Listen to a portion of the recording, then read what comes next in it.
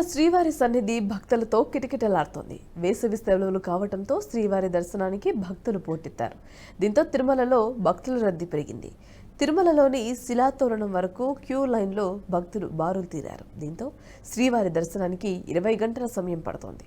భక్తుల రద్దీ పెరగటంతో తిరుమల సప్తగిరులు గోవిందనామస్మరణతో మారుమ్రోగుతున్నాయి.